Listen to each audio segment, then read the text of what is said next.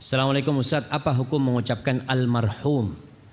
Almarhum itu artinya yang dikasihi, yang dirahmati. Ada dua makna dari almarhum. Kalau maksud kita mengucapkan almarhum adalah doa, semoga dia dirahmati, maka nggak apa-apa kalau memang dia seorang muslim. Tapi kalau ucapan kita itu adalah pernyataan bahwa dia itu almarhum gitu loh, seakan-akan kita itu tahu dia itu dikasihi Allah, itu nggak boleh. Karena yang tahu dia almarhum dan tidak almarhum adalah Allah Subhanahu wa taala. Tapi kalau maksudnya almarhum adalah doa, maka tidak masalah, karena almarhum maksudnya semoga Allah merahmati dia. Harapan aku dia menjadi almarhum, tapi bukan kita menvonis dia itu almarhum. Karena subhanallah ya, orang-orang ini kadang-kala sampai binatang meninggal disebut, ya saya punya kambing sudah almarhum Ustaz.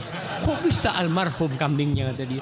Ya itu kadang-kala orang ada non muslim meninggal almarhum juga. Tidak, nggak boleh kita seperti itu jemaah.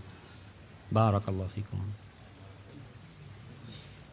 Nah, jadi ucapan yang lebih selamat adalah rahimahullah ya. Allah yarhamuh, karena itu benar-benar doa. Maknanya tentu doa. Kalau almarhum masih ya bisa jadi memastikan, bisa jadi doa. Jadi lebih baik kita mendoakan mengatakan rahimahullah atau Allah yarhamuh.